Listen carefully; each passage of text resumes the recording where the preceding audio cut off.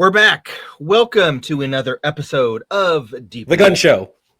With he was waiting on that one with Corey, also known as Y-Rock, Randy, and myself, Zenzo or Enzo, as some people like to say. Today we're going to have some fun just talking about various topics in the aquarium hobby or nothing to do with aquariums. You know how this goes. But you all apparently are enjoying this. So thank you very much. Thanks for being members. Don't forget to take advantage of all your membership benefits. I'm actually working on that this week, and we're going to kind of list everything to show people all the different benefits of being a member. But thank you very much for being a member. And who wants to kick us off today with what do we want to start with, Randy? Do you want to start with I don't know. You just snuck your what am I working on this week segment right there. You just Okay, so a couple of weeks ago we were talking about carding. Oh, he brought his donut, his neck. I have my donut. My prop. And it's Sparko too. Nice. Oh yeah, Sparko. It's gotta be Sparko. So I feel like that could also be used on a dog. It looks like a cone. Like I swear, that's a little bit bigger than the ones I buy for my Chihuahuas, but it's not far off. Have you seen the sunflower?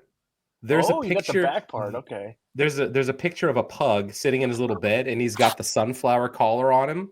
It's one of the most adorable pictures on the internet. Is the sunflower one of those lion mane things? It's no, it's like that. It's like, well, it's a collar for he just had surgery or something, right? Oh, so from licking. So it's one of those medical collars, but it's a fuzzy sunflower.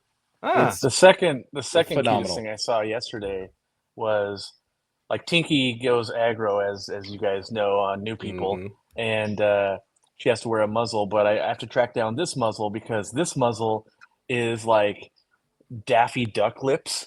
So it looks like it's a little like duck lip. It looks so cute. I saw it, and I was like, oh, we got to get that for Tinky. I can just imagine, the duck lips are just trying to kill you as Tinky does. So the next new segment is what is your cute thing from the internet that you've seen? Zenzo, what is your cute thing of the internet this week? I pray that my wife doesn't listen to this because she's gonna have like a million, 87 options for the day. Which one do you like to choose? Like she spends her time just like, have you seen this thing? Have you seen this thing? And we do it to each other. So it's I'm not putting her on blast, but that's going to amplify that up to another level. Oh, it's for work. One of my evening rituals is laying in bed, and crazy. You lay in bed at night? My wife will be right next to me, and I'll be just scrolling through reels, looking at dog reels, and I'll send them to her. This morning, there was one where this guy had like a German Shepherd or a Malinois. I think it was a German Shepherd, and the dog doesn't like his nails trimmed. And so the guy gets on the sidewalk and like starts like playing with the ground, and the dog runs up like, "Oh, what are you doing?" And the dog starts doing this and he's scratching, basically filing his nails. And it's just so cute. Where like the dog's like, "I'm gonna help, Dad. I'm gonna help," and he's just basically filing his nails on the sidewalk. So that was cute. That's pretty good. Pugs are notorious for hating their nails to be done. Our other pug, Zoe, when we'd get her nails done, she actually pooped one time on the gal that was cutting her nails because she's just freaking out. Pugs just hate it so much. So I guess like for all pug owners, that's a wonderful trick. Like try to get them to dig at something on the sidewalk. Zoe would do that. The dog on David Letterman, a pug, the puppet. Ooh. I poop on. No, that was a different. Oh, that's you're thinking of comic. No, he's more of like a. Yeah, that was on Conan. He's like a mini. Conan. He's like a mini Doberman looking. Oh dog. Yeah. Okay. He's got like the black and gold. All right. Yeah, but comic or what's his name? What was his name? So long ago. Something the insult comic. Blank the insult comic. Yeah, dog. You guys have screwed it up so much I can't remember. I hate when that happens. Well, hold on. Katie and I will do that to each other all the time. Like, that's not what it's called, but now you said that, that's all I can hear. I think it's Triumph. Triumph. That's right. Dog. Yep. Yeah. With his cigar hanging in his mouth. Yeah. Oh, good times. 5 minutes in. What's Corey's cute thing of the week? Cute thing? It was my duck lips. Yeah. He was the duck lips. Yeah, that's right. All right. How about yours, Randy? Mine was the pug with the sunflower. Oh, the pug. Okay, yeah. Gotcha. It's like you don't even listen to us, Zenzo. You don't even care. Once he puts on that donut, he's in race mode. Okay, that's right. He is. He's a different person once the donut goes on. Zenzo, at any point in your life, and it could be now, Donut Media. For you. What's that? Have you ever known or measured the circumference of your biceps? Sure. I'm sure. Okay. Yeah, that's probably like a weekly thing. He probably hits the gym. He's got to take his measurements. I haven't in a long time. I actually don't like training arms very much. Hold on. I feel like this could be one of those. I've done it a long time. Meanwhile, like in Zenzo world, long time is like, well, it's been 14 days. No, like, no. I like usually hit it every 10. We're like a running couple long years. on this one. Okay. Yeah. A couple years. But because that could be like Zenzo. I haven't had a haircut in a while. Then he gets his haircut every week, probably. You just doesn't get it. You cut your own, probably. You I'm train just that waiting squat. for the. Oh, by the way, members, like we're still mulming over the idea of having a cutoff muscle shirt in the future for members. But if that's something that we do, and that's a big if, like we have to convince Corey it's worth the dime to buy a bunch of t-shirts without sleeves on them. But if we do it, we got to sell them. So you got to be on board with Team No Sleeve. Let us know in the comments. Like, I know you did the other time, but every time you see me in no sleeves, like, comment down below. We want to build up. We want to build up the Mulm. What's that? Build up the Mulm. Yes. Oh, yeah. We got to build up the Mulm on this. Let's go. Let it accumulate. That Mulm needs to accumulate. That's right. Yeah. So question, Zenzo, are you anti-tank top? Because I thought the one, like I had Jared from AKT spun up a design on some different blanks. Yeah. Sorry, I had pizza for lunch. And the tank top looked really cool. And I feel like I'm more tank toppy than I would be. I'd wear a tank top too. Okay. So it could be all right. So just something without sleeves, and you'd be okay with the tank top. All right. I vote Hawaiian shirt. I would wear that too. Cool. That'd be expensive though, man. It would, but it'd be cool. That would be. Yeah. All right, let's slide on over into pick of the week. Yeah, we can do pick of the week. Let me start. Start us off. My pick of the week is going to be a post or a user, a fan, a co-opper, a NERM, if you will. Josiah Brannon. He's got I think it's a relatively new rack that he set up in his fish room. He posted it on the Aquarium Co-op Facebook group. And it is 1, 2, 3, 4, 5, 6, 7. He's got 3 rows of 7 each of 10 gallons end on end. And it just looks super clean. Like he's got his on-off ball valves looking super awesome. Like I think his rack setup is phenomenal.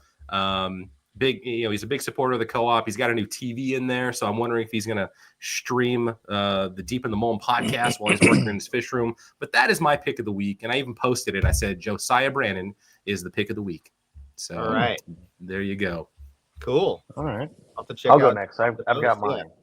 Let's go, Corey. Mine, I'm picking Aquarium salt because I feel like everybody discounts it. I think it's the most powerful thing we have in our hobby in terms of healthy fish. And yet the question is always, what medicine should I use? And 90% of the time it's, you should just be using aquarium salt. No, but I want to use medicine. Like it's almost like it gets discounted like it's not going to work. It fixes so much.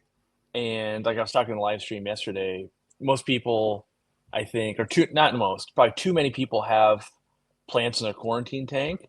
And as Randy would say, stop it, don't do that, stop it.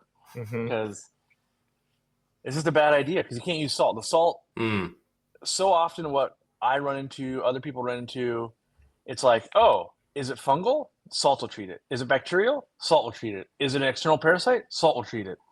You've hit 80% of everything you're ever going to run into right there.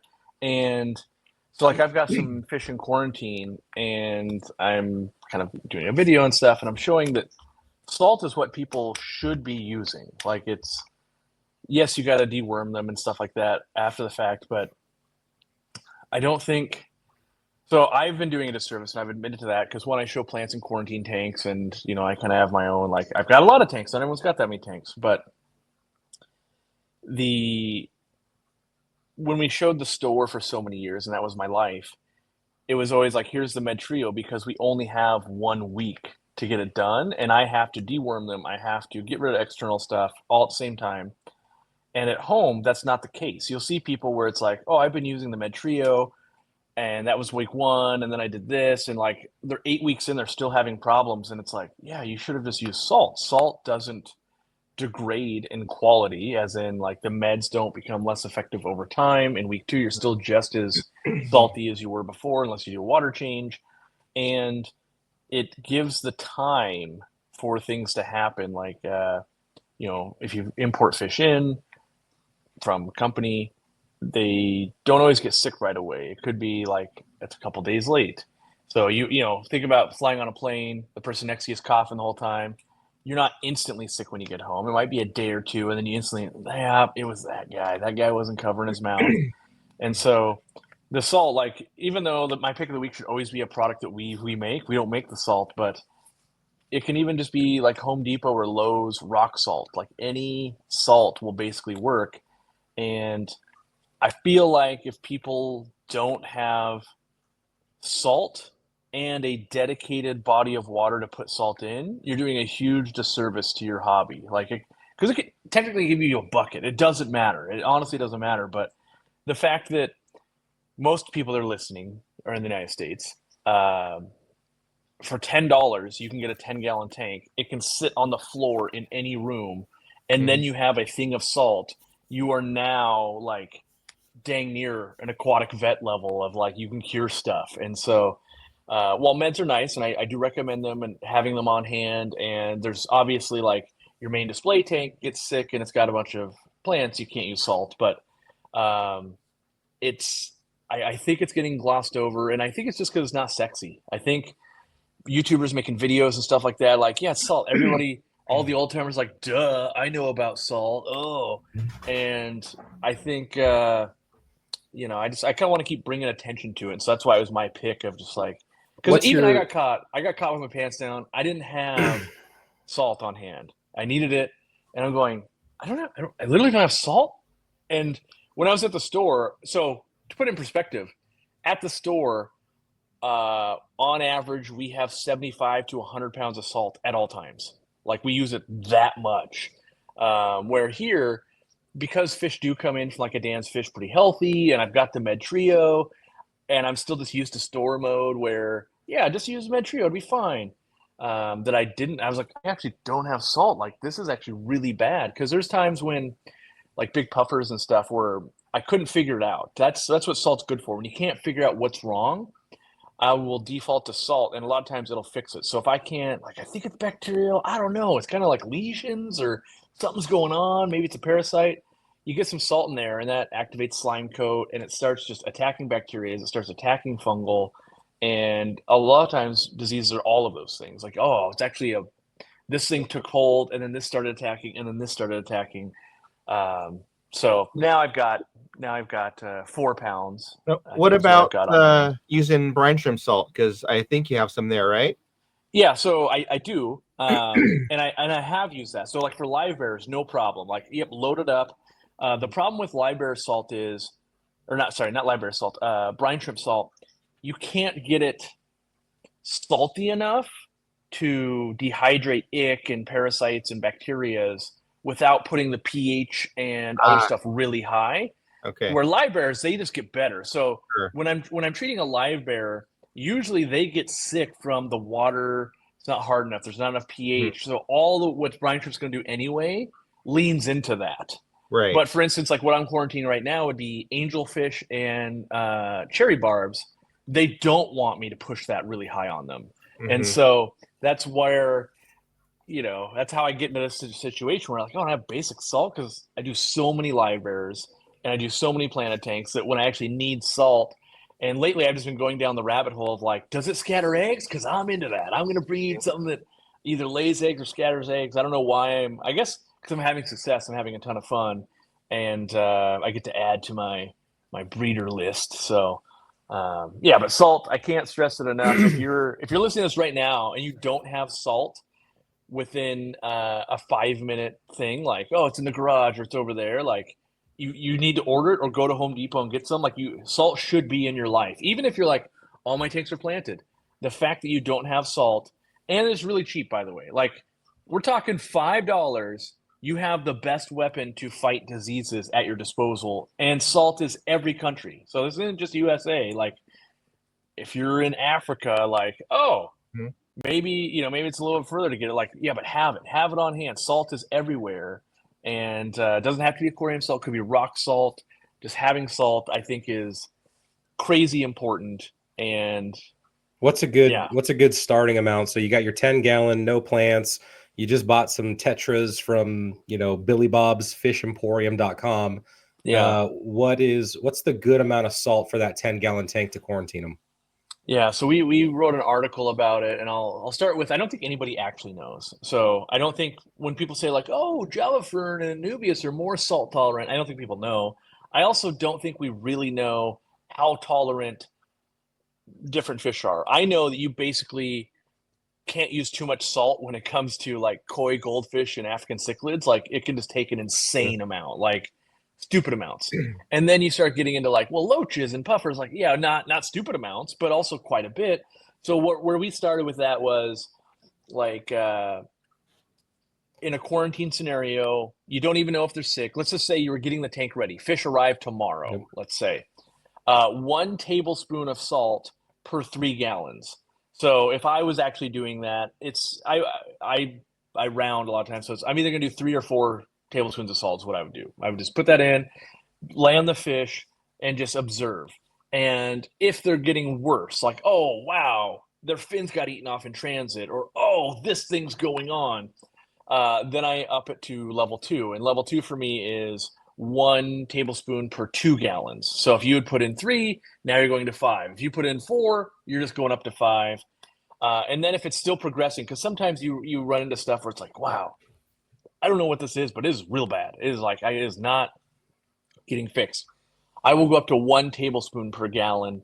I'll actually go much higher than that, but I don't recommend it because people will hear like, yeah, one time I think I heard Corey say like 10 tablespoons per gallon. People misremember years later, and it gets them into trouble. So I try not to even say that. But I've gone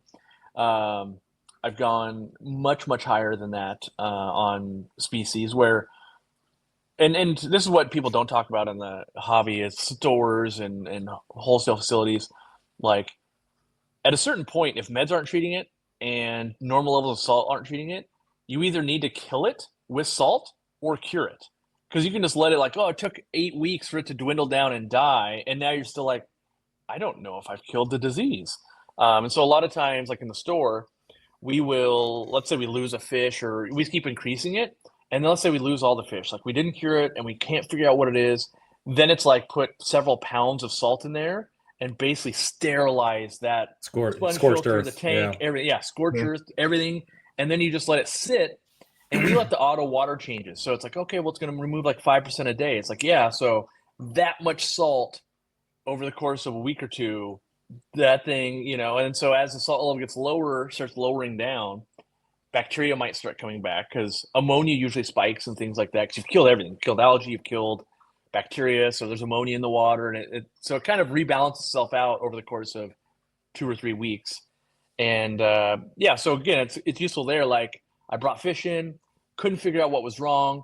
Good thing I had this kind of sterile, or not sterile, but this 10-gallon tank with no plants, because when I lost, I just put a buttload of salt in there, and now I'm ready in a month to try again with a different vendor or a different fish or whatever. So it's just crazy important to have on hand. We do use it to sterilize stuff.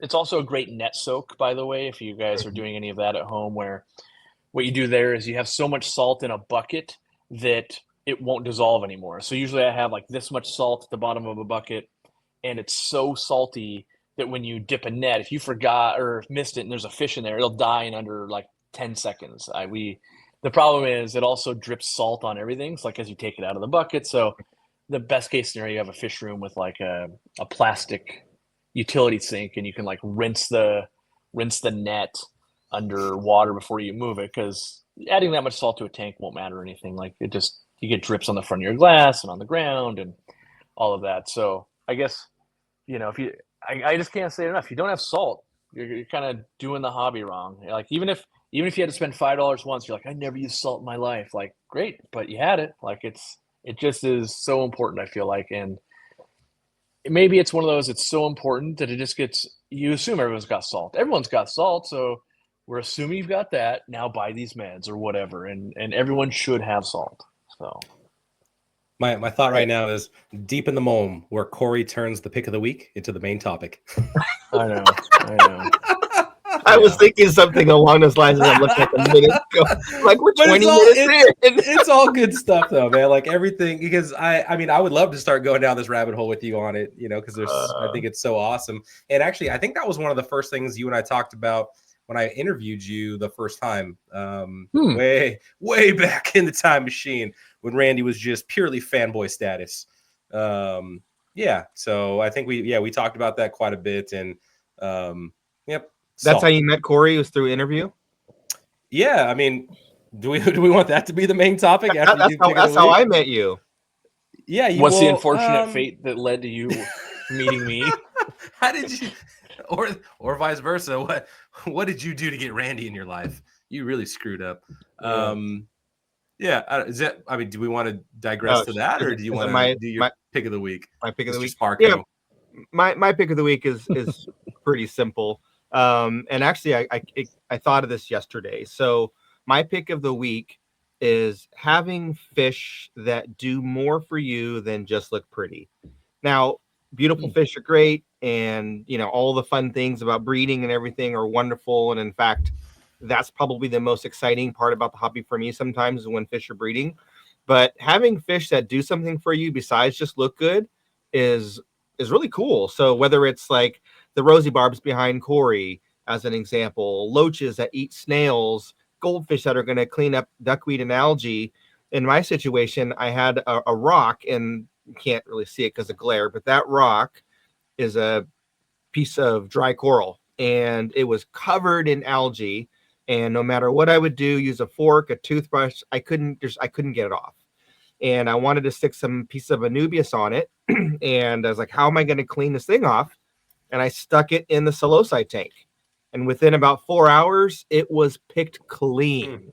And then I took it out and put the Anubias in it and put it back in there. And so not only are these cool fish and great to look at, but they can also do something on, to help me in other parts, in other tanks. And so whether it's a gold, I like keeping goldfish. Corey uses goldfish a lot to kind of clean up, algae and duckweed and that kind of thing. They're great for that. Loaches are great for snails, or cleaning algae if it's like a hillstream loach or whatever. But there's lots of different fish that can do different things. Even fish that churn up the substrate can help.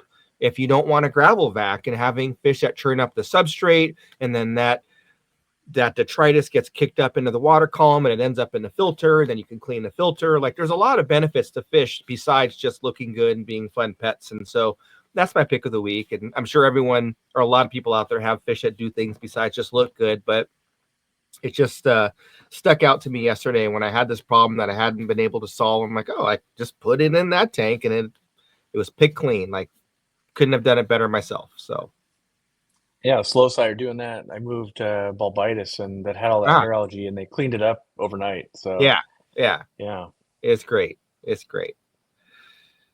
All right. So what did we get done, or what are we working on this week? What aren't we working on? Yes, I know.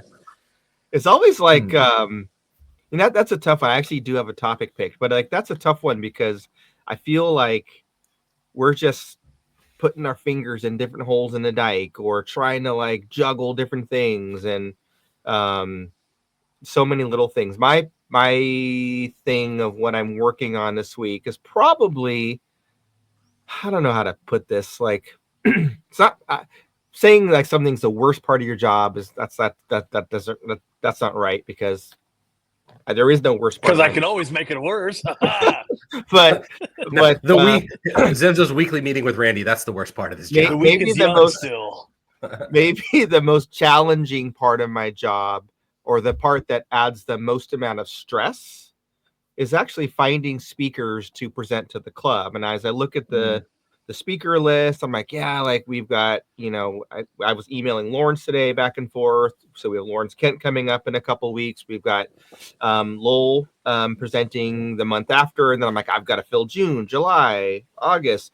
I do have Dean for October already scheduled. Nice.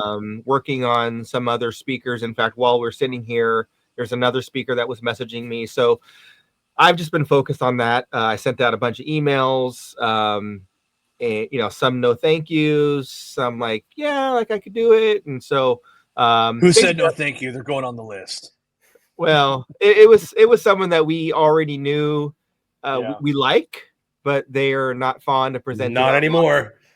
And I know who it is. I've asked him like 4 times. And they just don't want to be online. Yeah. So he declined, and another person that we've had on before, they don't have other talks, so kind of talking about them like, like we probably want a different presentation and stuff like that. But just been focused on like doing a blitzkrieg of sending out emails and messages and trying to get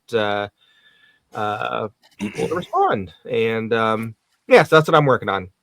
So I keep flirting with maybe I will do one, because I've got talks that I've done for clubs and things like that, and I know, at least for me, I know that doing a talk is way different than doing like a live stream, because I have to prepare all the slides, and it comes across different, and it's a lot of work. But I keep thinking, like, if we really get into a jam, I'll do one. I wonder how people will think about that, because it's not just ramble like I do for 2 hours. It's like, okay, I have a thing to teach. Like, it's like I'm going to class, I got to teach this subject.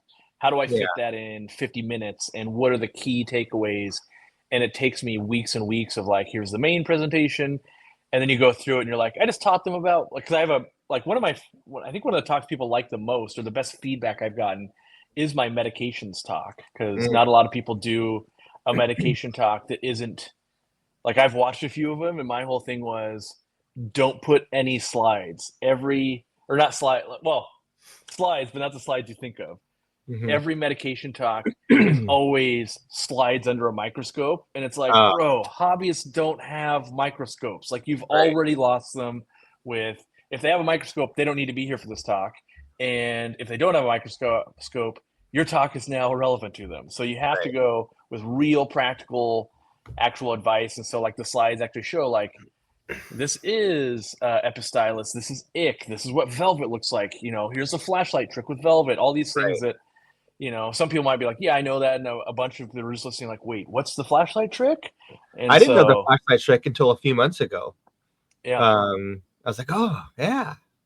I mean, and I don't have velvet, so I saw it in a quarantine room. But, it was, That's the other piece that makes diagnosing disease very hard, when you, like, read about something and then you're like, but I've never seen it. Until you see it and experience it, you're like, I have a concept of what it should be, but you don't know it. So, yeah. Well, if you do talk, then you can use the speaker fee that we would normally pay, and I think we earmark that towards the 3D printer. Yeah. Right? Yeah. Right? Good. Just Corey's a couple months in a row. Savings. That's saving. Yeah, and all of a sudden it's like, Corey's giving talks for 4 months straight. Like, this is 12th month in a row. Yeah. Turns out I save a lot of money. Who knew? Yeah. Oh man. Was that your thing? That was my what I'm working on. Yours. Okay. Yeah. All right. So we can go to Y-Rock. Yeah, Y-Rock. Let's see. What's the good thing to talk about? Y-Rock Z. Yeah, you just Y-Rock Camaro. Yeah. Yeah, Y-Rock Z. Then get it. Okay. I'm with you. Hey, I'm with you. Let's see. My question is, are you going to wear the Sparko donut the whole episode? Yeah. Oh, yeah. It's very Elizabethan. Right now. It's what? It's Elizabethan. It is quite warm, actually. So I'll spoil this because. Oh boy. Yeah. I'm working on it. So I'm going to show you guys a project we're working on, but we're like a year away probably. So this is 3D printer related. I have 2 options on my desk, and both of these you see won't be production. Like, we've already ruled that they're not as good. So I'm working on. So one of my goals for 2025 was de-snailing my fish room so that I could breed more egg scatterers and stuff. And so I've been working on it, and I was like, man, I really need like a snail trap. And like, why don't, like, the best snail trap I ever used was Sarah's snail trap. And I'm like, yeah, but it was like chintzy, and even it was kind of a pain in the butt. Like, it had some, only you could still get shrimp caught in. You could still you had to set the peg so only certain size snails got in. I got all sizes in the tanks. Like it ain't, so then I was like, all right, I need to see, can I build a better mousetrap basically? And so we started down that. I started looking at designs that were online, and then I started working with Jason on the forum, and he's good at taking my ideas and starting to get them, it's like working with a sketch artist or something. Like, here's what it needs to do. Like, can we, and he's an engineer, so he's good at like, yeah, but that structurally that's not going to work, or like that. What do you want it to do? Like, that's got to be mechanical parts. That can't be this. So anyway, this is like version 1 here, and so it comes in 3 pieces, and you can see this is like a concept of, I printed this upside down, so that's why it looks weird. But the goal would be, you put food in the bottom, you cover it up with this little thing that holds the food in there so that fish and stuff can't get to it. And then you put this on, and this lets snails go into it. And in theory, the tubes keep the snails, so when they crawl back up the side, it's not just instantly right back out. They got to they have to come back down and get out. The big fear, so like this does work, but catching snails is the easy part. The hard part is, how is this not a certified betta killer, loach killer, Corydora killer? That's the hardest part, is like, yeah, we're going to make 10,000 of these things, and then the feedback's going to be, it killed my XYZ. It does catch snails, but it killed my XYZ. And so then the next version, so then we go, okay, like concept working, next version,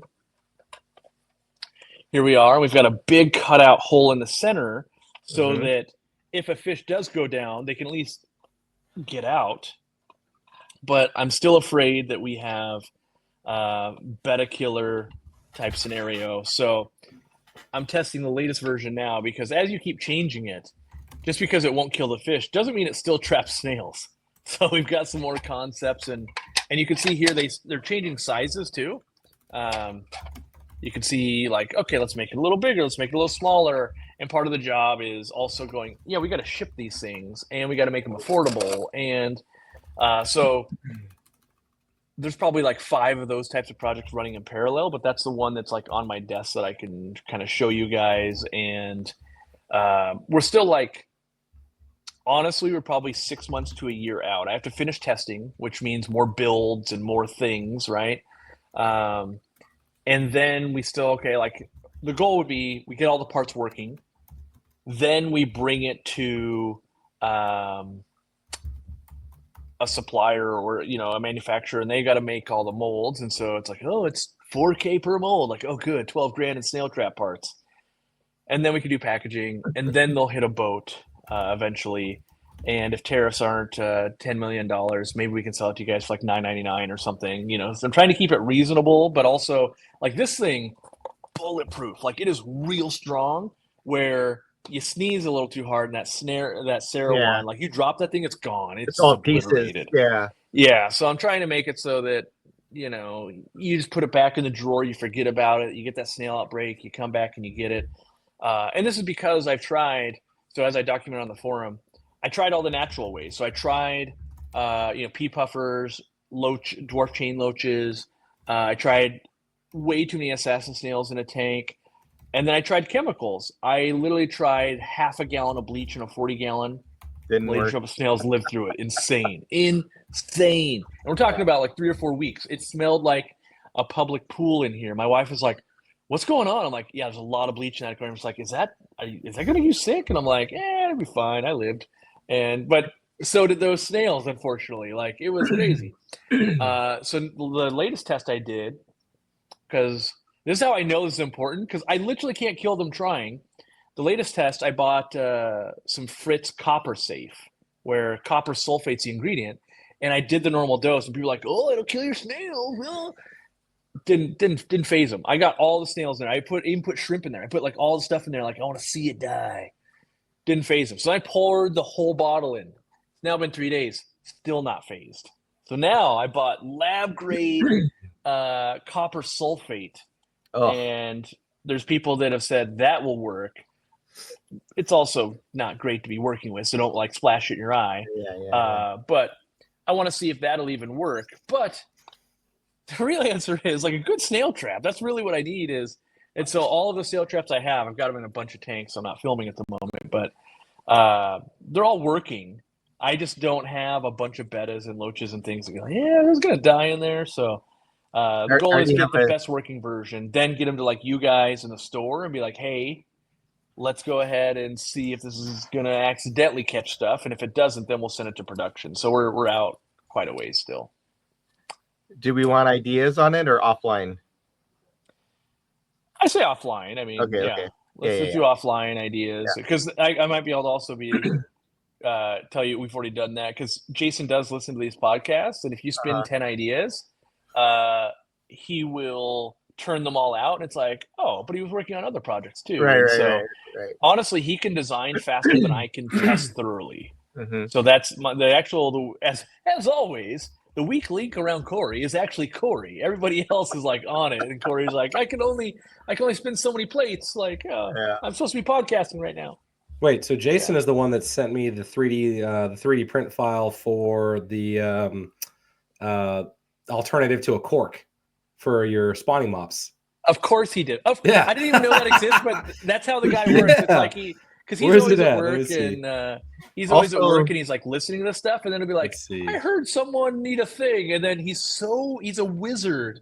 He's like Jimmy. Jason. When I watch Jimmy edit, he's just like plugged into the matrix. I have to assume Jason is like this, where he's just plugged into his CAD software matrix, and you're just watching shapes come together into the thing that you didn't even know you needed. And then I can say like, yeah, could we do this?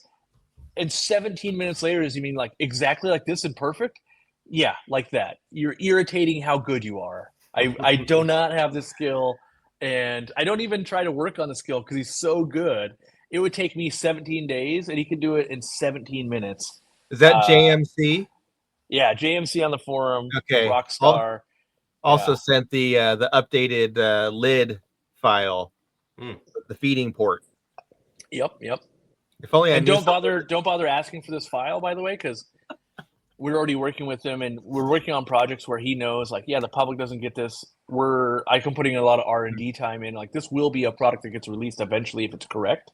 Right. And then there's a bunch of stuff he does and we do where it's like, no, everybody can have that. You can have, corridor egg catchers and, all this kind of stuff. Because we're never going to, well, I shouldn't say never, but I don't like, so let me finish the story, I guess. I'm taking up all the time here as I always do. But the Corridor egg scraper is his most downloaded file and everybody's interested in it for some reason. Like, oh, would have never guessed that.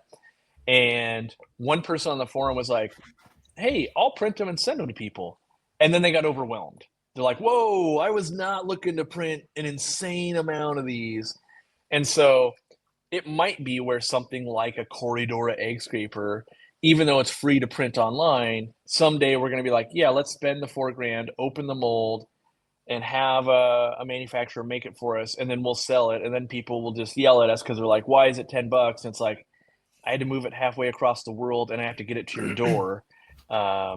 Yeah. So, well, I think also to say, well, if it's going to be a plastic molded injected part, I mean, we are going to do our due diligence to try to get made locally, and have it, so long as it's not $1 billion. Like if it's cost competitive, then just to we still have the packaging problem. We've talked about this in meetings a little bit. Even if it can get made locally, there's still the packaging might not be able to be made locally, and it has to be price competitive, which let's assume it can be. And so, I mean, we're going to shop it around. We shop around most things. It just so happens that, like, there's not a lot plastic injection. There is a chance in America, but like our catch cup, for instance, someone can make it, and you'll get like a marina version of it where it's like, oh, you sneeze in the other room and it cracked. Not every company is going to work with all of, I think it's polymers, like the types of plastics we want, or a machine doesn't go that hot or cold or doesn't have the sequence of events to make that happen. So sometimes we are just like, oh, we literally have to go, which those aren't made in China, by the way. Just FYI, our catch cups are not made in China. We go to a different country for that. So not everything's always in China. Sometimes we go other places. It just depends on where does the path lead us. I wish all of our neighbors made all of our stuff, because then we wouldn't have to ship it and it could be cheaper. Yeah, and faster. Yeah, I think also like the corridor thing, 99.9% of people out there don't have a 3D printer, right? Still. Yeah, for sure. Yeah. So, yeah, there's all the thousands of people that want one, maybe 10 of them have the printer. So, yeah. I just don't want the backlash of the 3D printing community of like, this guy, he can make it for free. And it's like, yeah, if you buy a $400 and up printer, you can make this thing that we're going to sell for $8. Like that. Yes, it's true. Or you can be like Corey, where it's like, well, you bought the $1,200 one, you bought $1,000 worth of supplies, and now you can print $4 things. Like, I'll never print enough as a hobbyist to justify that printer, probably. Business-wise, clearly makes sense. Have you been to the farmers markets recently where, all the vendors have all their tchotchkes for sale, and pretty consistently there's always the one person that has the 3D printed booth? Yeah. And you look at, it's all the articulating little dragons and turtles and stuff, and they're neat. They're fun little kid toys or fidgety things, but they're priced fairly expensive. Like they price those things like the little, in 3D printed material. I'm not trying to slam it, but it doesn't have the same plastic molded injected feel. It feels, I don't want to say cheaper, but it doesn't feel like a production quality item. And so they sell these things, which I would imagine that they're technically not supposed to by terms of the Thingiverse or whatever website they download the STLs from. I doubt that they're actually their original files that they're using. There's actually a whole culture behind that. So usually they're legit. Okay, well, it's like $15 to $20 for a little fidgety dragon that has a tail that moves around. That's kind of expensive. There's whole businesses that exist to make the files. So you go to a Patreon, you pay the person, and while you're subscribed to the Patreon, you can legally print and sell the things that they're designing. And so there's like this whole sub-market of that stuff. Yeah. I've seen some of that with some of the Warhammer things where sometimes it'll say you can print and even sell my files if you subscribe to my Patreon or whatever it is, and sometimes the tier level, like, oh, maybe it's just for you, and then it's like, oh, it's $2 a month and I can print them, but it's like, oh, you want to make money off of me?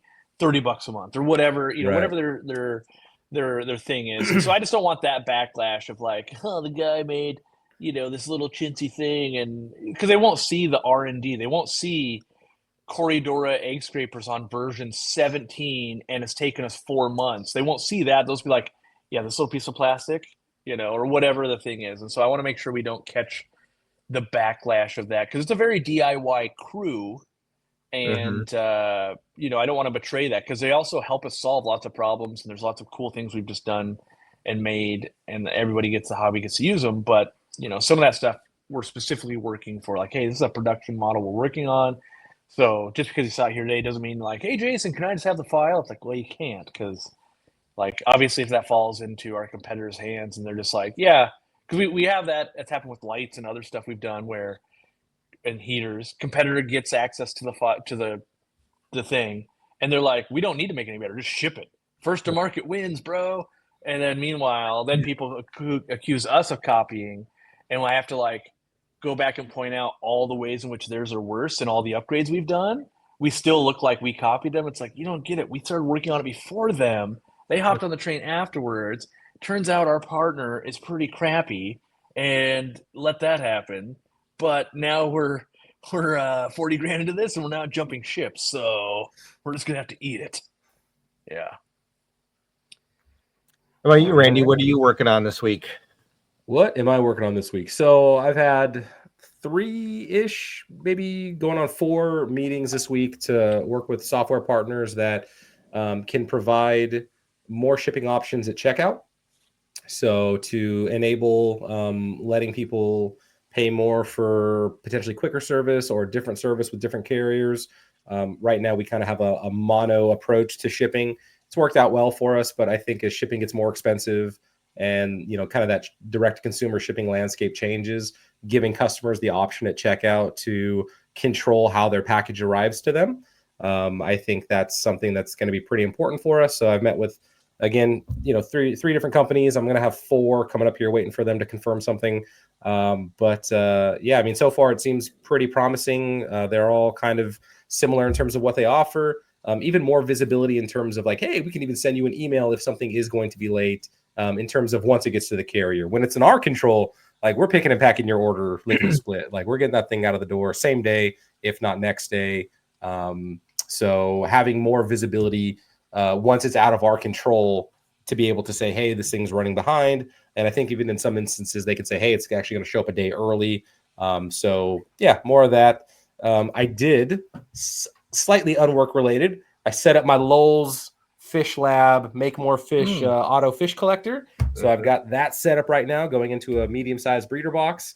And even without any eggs in it, like it's cool. Like it's so gadgety and cool that I'm just kind of nerding out on even having the thing set up. And, you know, there's the initial skepticism of like, is this thing actually going to work? And some of the first stuff to go in there was just like some of the detritus from some of the Mulm. Well, I don't know if it was quite Mulm yet, but you know, getting there, baby Mulm. So it's clearly working. So I need to get a little turkey baster so I can start pulling some of that junk out of the little breeder box. Yeah, so very excited about that. That's what that setup is. I will say, the silicone tubing that he sends these things with, this tubing is awesome. Like if we can make this stuff a little bit wider and use it as like gravel vac tubing, I would wonder at a larger diameter if it gets overly flimsy, but it'd be something interesting to play with though, to see. It's really good. Like I know how your brain's working. Your brain's like, this is the perfect gravel vac tubing. Maybe. The problem is it has to be rigid enough to go over the lip of a tank, and it will collapse kinking on itself. Yeah. Well, I don't know, man. In the smaller diameter, I mean, it'll really depend on the specific like polymer used on those.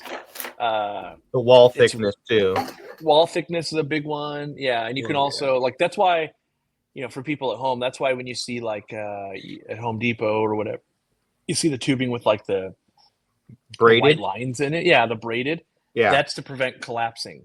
Yeah, and so that's why it's so hard to work with. It's so hard to stretch and everything, but it can withstand. One, it won't under pressure. It won't balloon out.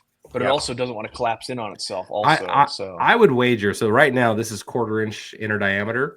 I would wager that the wall is thick enough and the material is thick enough that at the actual proper gravel vac size that we would want, I feel like it would not collapse. However, it's very springy. So that's really what I would want to like how does it behave at that larger diameter? You go to put it in the aquarium and it's just like doing it, you know. Yes. Like you don't want it to like ooh.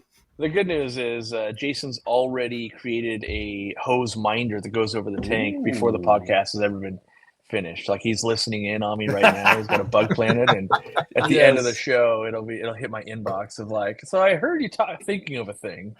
You know, I could use another Gixxer 600. Can you 3D print me a 2025 Gixxer 600 and have it delivered to my let's see. I don't even know what that is. Motorcycle. See, all right. That was for you, Zenzo, because I feel like we say such nerdy things that go over your head. That was a nerdy thing I could say for you, and then it goes over Corey's head. They don't make them. I was literally like, is he making this thing up? Like the Gixxer 600 or any Gixxer? 600. What is it, like 500 and then 750? 600 class is going away. So yeah, clearly you fool. Yamaha doesn't make them anymore. Honda still makes theirs. Kawasaki has a 636, but basically the 600 class. So even like in racing, it's no longer a 600 class. It's the super sport middleweight class, and it has like 765 triples, 955 twins. Like Yamaha's racing the R9 now instead of the R6. So yeah, interesting. Did you see my eyes glazing over? Well, what I've noticed now is that they're making the smaller. They're making the smaller displacement bikes. They look a lot better because before, a 300cc bike, the fairings were just so ugly, and now they're actually like making them super cut up and angular, so they look like more of a leader bike or a 600 bike. Yeah. So they look a hell of a lot better. So you can get a 300cc and not feel like, ooh, I'm on a 300cc, just because the way they look, like you could spot them from a mile away. Yeah, they look like they go they look like they go 120, and the only way they'd go 120 is if you threw them out of an airplane. Like they will downhill with the tailwind. They're doing 100 miles an hour. Like they're, but yeah. Anyway, nice. Sorry, Corey's like, yeah, all right, back on track. I have an electric hog. I've got my. That's right. True.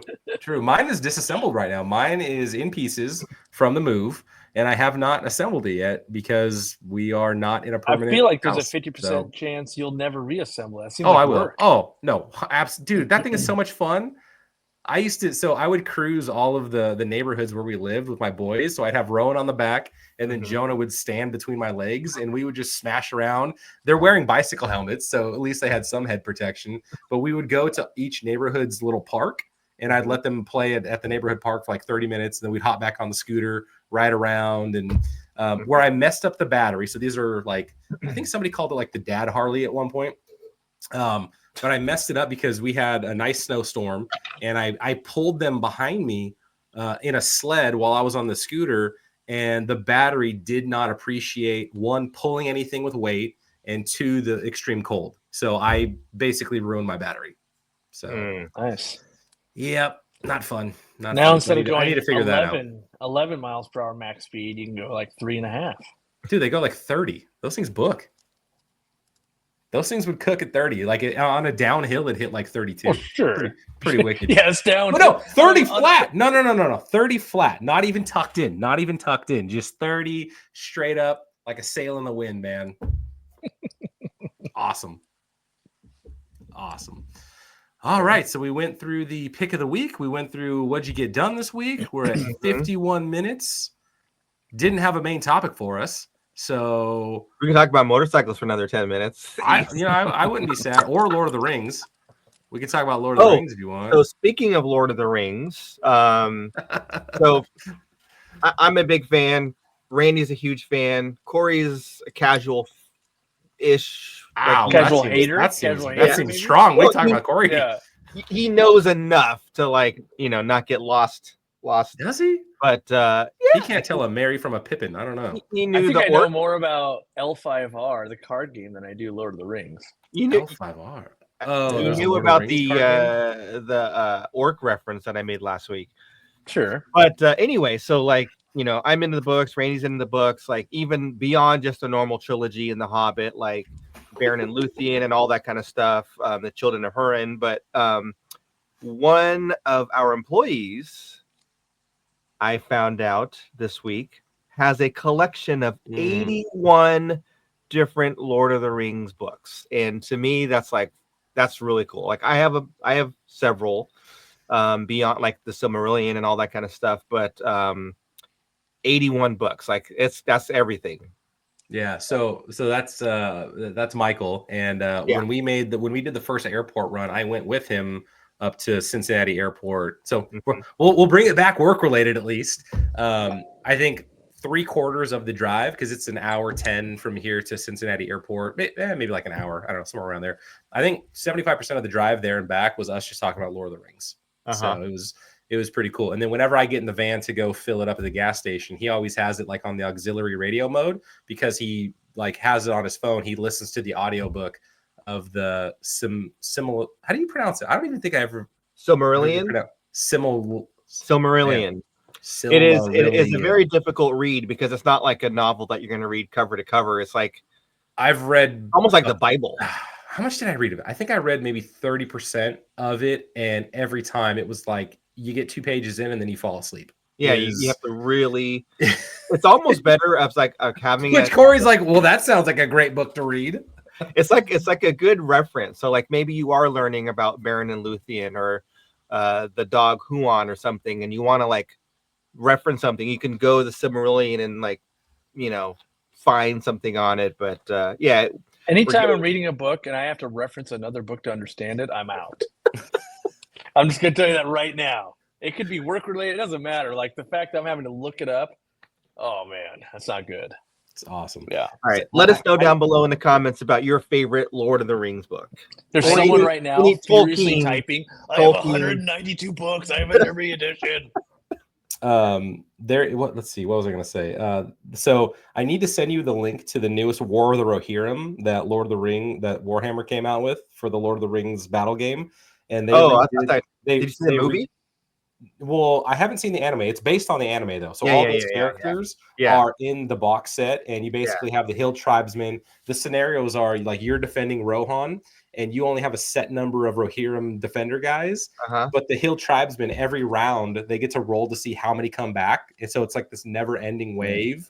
And it looks really, really awesome. And the sculpts are phenomenal. I think if you saw the Rohirrim, you'd be like, oh my goodness, that is so amazing. There's a guy in New Zealand, a YouTuber, it's Zorpazorp, and he makes the largest to scale for that scale size, like Helm's Deep. He's making the Rohirrim, like he's made all of the setups like out of XPS foam and like a lot of scratch built stuff. Super cool stuff to nerd out on and just have playing in the background while you're doing something. When are you guys going to start building that in an aquarium?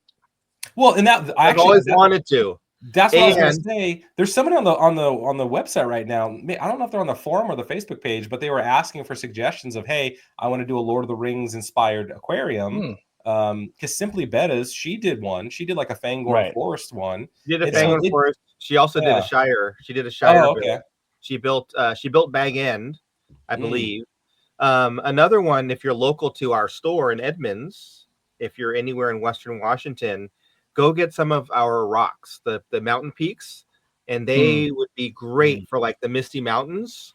And then you could do like a rope fish, and a rope fish could be like a dragon. Like it would, like that was kind of my ideas. I wanted those mountain peaks, and I wanted like a rope fish and have it look like the Misty Mountains or something, and some old, Could you, for the purposes of Plow Run or something? I think you need to convert one of those two tanks behind you into your Misty Mountains rope fish tank.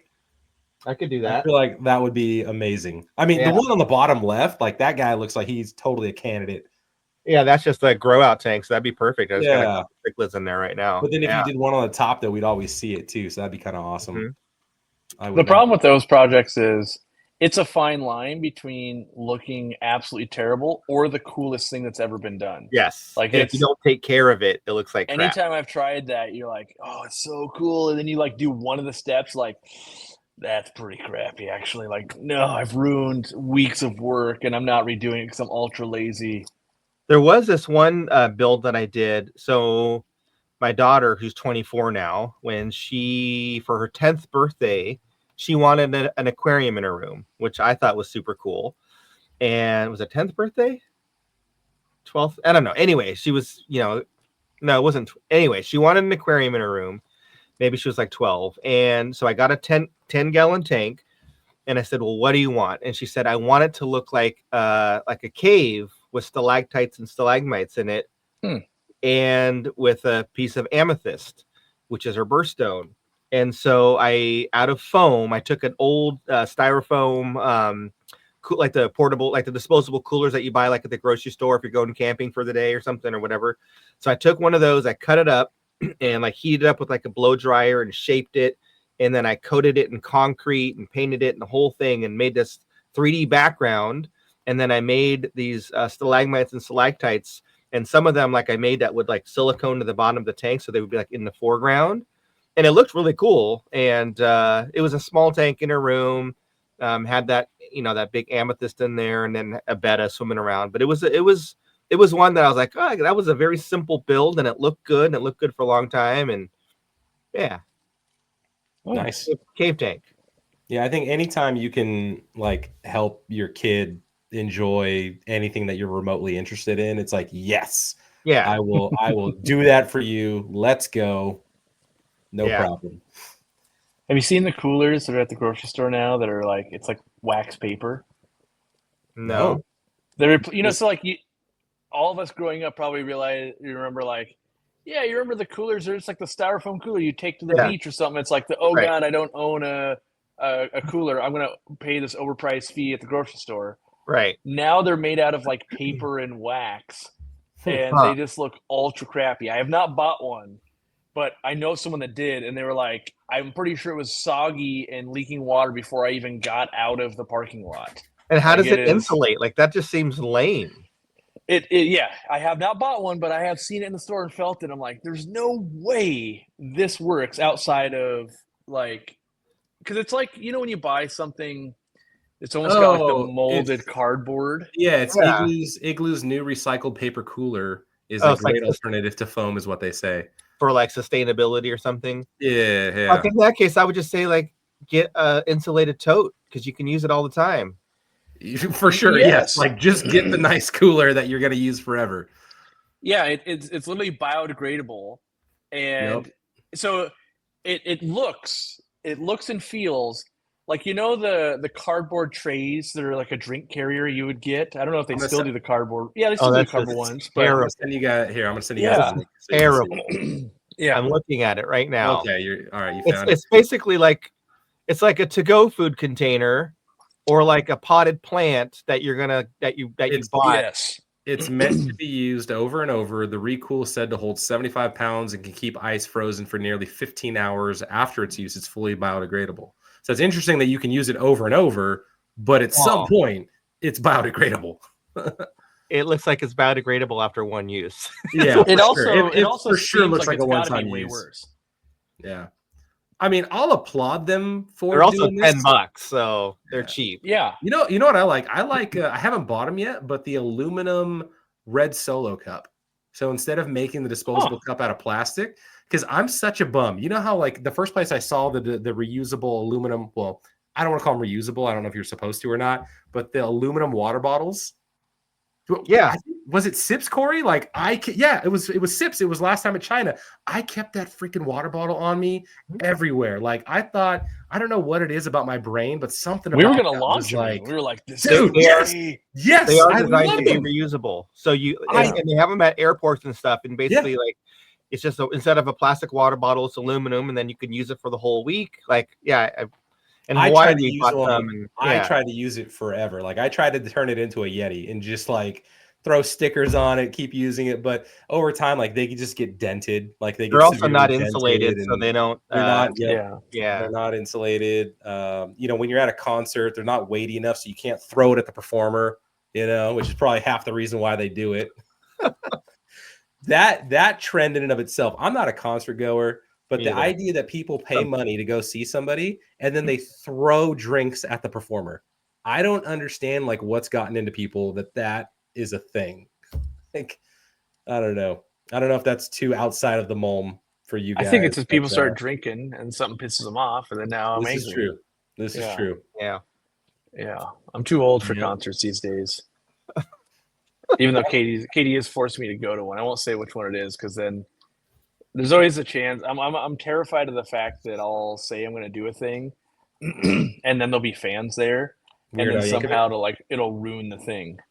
It's like it's meant to be like a date night, and all of a sudden, if I get sidestepped by like, we heard you were coming, so I want to talk to you about aquariums the whole time. Like, oh no, I have ruined it. So I won't say where we're going, but she's torturing me because I say no 99 times out of 80, so I always say no, and I was like, all right, we'll go to this one. I'll let you torture me.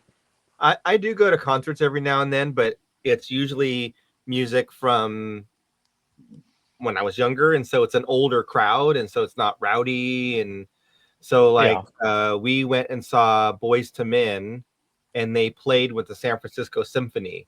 So the symphony was playing the music, and the singers were singing, and it was amazing. It was in the Symphony Hall. That was a great concert a couple years ago. You did the Lord of the Rings one, right? Didn't you go to the Lord of the Rings show? That was with the movie, yeah. So they play the movie on the big screen, and then the orchestra is playing the score, and then they also have the singers doing like the vocals. It was great. That was amazing. I saw Indiana Jones with the symphony. I think we saw. We did. Remember the movie Amadeus? From the 80s. Anyway, it's the Mozart movie, right? About Mozart, saw that one. Lord of the Rings, Two Towers, Fellowship. Yeah. We did a bunch of the Harry Potters and I think E.T. I think both of those. Okay. E.T. Yeah. Interesting. Yeah. Yeah. So I don't know if I've ever seen that movie all the way through. What? Really? I have no desire to watch E.T. whatsoever. You gotta watch E.T. You didn't watch it when you were young? If I did, it probably scared me when I was young, and I probably only watched like half of it. You gotta watch it with the boys. Have you seen Flight of the Navigator? No, I'm not watching that with the boys. Flight of the Navigator.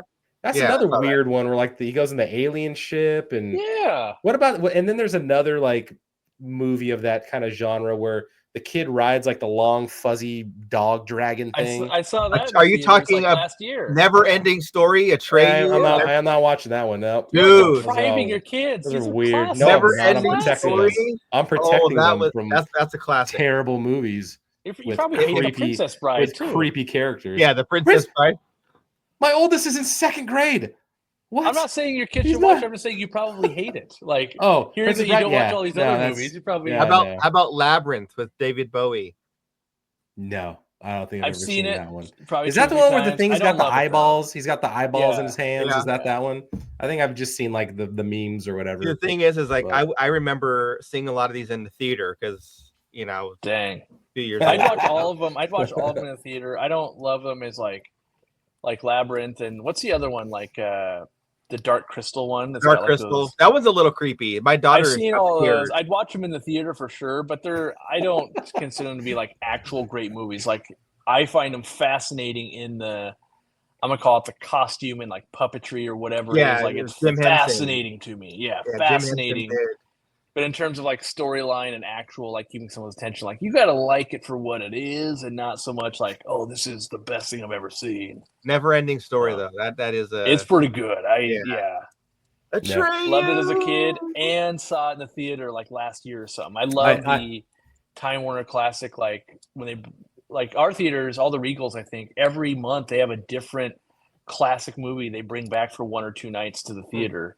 And it's always a ghost town, so it's probably going to die, which sucks. But it is super cool to see. Like I watched Groundhog's Day on Groundhog's Day like 2 years ago. I have seen Groundhog's Day. Yeah, there's all these things where you're like, that I never, funny. So it just like because I went on that cruise, so I went on the Time Warner Classic cruise, and too many of the movies were too old for me. But watching Gremlins in a theater was really fun and cool. And Katie had never seen it before. Oh wow! How have you never seen Gremlins? This is impossible. Yeah. So I highly recommend if you have like the Regals or look up Time Warner Classic or whatever, like whatever your local theater is, if you can watch half the movies, you're like, oh, that is not my kind of movie. But then like every other month, they're like, whoa! Like I saw the first Matrix in the theater again. I hadn't seen that since I was like 13. That was a fun experience having everybody watch it because it was the 25th anniversary, I think, or something crazy, right? It's like, it was like 20th or 25th, and you're just like, it's been out that long. Yeah. And that movie in the theater holds up. Because it was like 1999 or 2000, right? 1990. Yeah, whatever it was. But you're watching, you're like, this movie can come out today. Like the special effects are amazing. Like I kept the whole time I was watching, I knew the story, but I'm like, this movie, because you've seen it at home a bunch of times, but seeing it in a theater, like they did an amazing job. This one of the few movies I've ever seen where I'm like, this thing is clearly better in the theater. Normally I'm like, I hate people. I'd rather be at home in my living room. That one I'm like, this is actually better in the theater. That's hard to do for me. Yeah. So I do love watching, older movies, or not older movies, but just, saw Creature from the Black Lagoon in the theater, all that kind of stuff. That's an older movie. Cool to me. Yeah. Super cool. Like that one, it was cool to see when they did all the underwater scenes because they had just, normal tropical fish, how they were doing it. And so it was cool. I'd seen it when I was, young and before I ever got into fish, and then see it now like, oh, I know that fish. Like, oh, they used a gar there. They did this. Yeah. Like, it was actually pretty neat to watch after the fact once you know aquarium fish. So it was nowhere near Biotope accurate, but we picked up a puzzle from. We've got a local store here called Meyer, which we don't have those on the West Coast. It's like a Fred Meyer, right? Okay. Yes, it's like a Fred Meyer, but kind of cooler, I think, than a Fred Meyer. Either way.